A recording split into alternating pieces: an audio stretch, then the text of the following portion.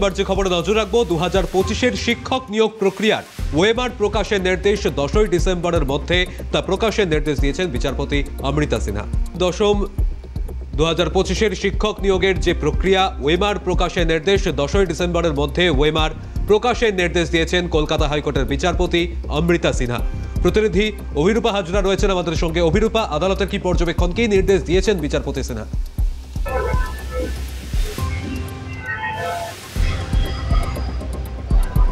দেখো, আদালতের কাছে একটি মামলা রুজু হয়েছিল, সেখানে বলা হচ্ছে এসএসসি 2025 যে ইন্টারভিউ লিস্ট তৈরি হয়েছে সেখানে অবৈধভাবে অযোগ্যদের, সুপ্রিম কোর্টের নির্দেশ না মেনে অযোগ্যদের স্থান দেওয়া হচ্ছে, এমনটাই দাবি আবেদনকারীদের দাবি প্যানেল বহির্ভূত, যারা 2016-র প্যানেল বহির্ভূত ছিলেন তাদেরকে এই নতুন নিয়োগ প্রক্রিয়ায় অংশগ্রহণ করতে দেওয়া হয়েছে। সেটা একেবারেই অযোগ্যদের তালিকার মধ্যে পড়ে এবং সেটা কোনোভাবেই ন্যায্য নয়, এমনটাই সেই কারণেই এটা অনৈতিক বলে মনে করছে আবেদনকারীরা। এই মামলাটি রুজু হওয়ার পরই এসএসসির কাছে আদালত জানতে চায়, বিচারপতি অমৃতা সিনহা জানতে চান যে এই যে অযোগ্য যাদেরকে বলা হচ্ছে প্যানেল বহির্ভূত তাদের এই মুহূর্তে অবস্থান কি, বা তাদের কি প্যানেলের মধ্যে অন্তর্ভুক্ত করা হয়েছে বা ইন্টারভিউ লিস্টে নাম রয়েছে। তখন এসএসসি জানায় যে কিছু কিছু জনের নাম রয়েছে, যেহেতু এসএসসি একেবারেই স্পষ্টভাবে জানায়নি এই প্যানেল বহির্ভূত ক্যান্ডিডেটরা এই অযোগ্যদের তালিকাভুক্ত হয়েছেন।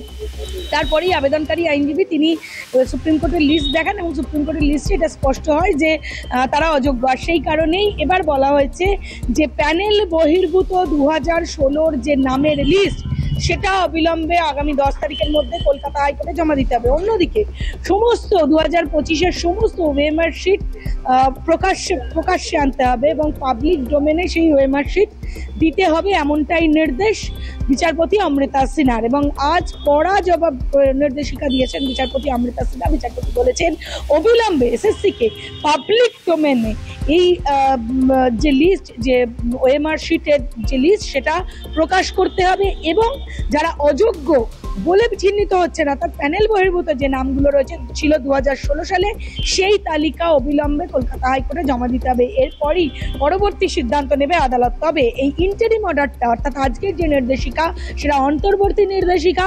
পরবর্তীকালে যদি প্রমাণিত হয় ওই অযোগ্য ব্যক্তিরা যারা এর মধ্যে ইনক্লুডেড হয়েছেন তাদের নাম আদৌ বাদ যাবে কিনা, যেটা আবেদনকারীর দাবি যে ওই ইনক্লুডেড ব্যক্তিরা তাদের নাম বাদ দিতে হবে, এই অযোগ্য ব্যক্তিদের সেই নাম বাদ যায় কিনা, আদতে তাদের নাম এই নয়া লিস্টে আছে কিনা সেটা দেখার পরই পরবর্তী সিদ্ধান্ত নেবে আদালত। তাহলে সেক্ষেত্রে অভিরূপা, আবারও কি পরবর্তীতে গিয়ে কোনো সমস্যা সৃষ্টি হতে পারে?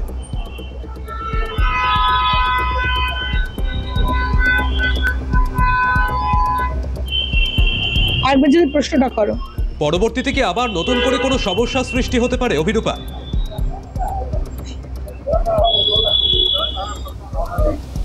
দেখো, সমস্যা তো হয়েই গেছে।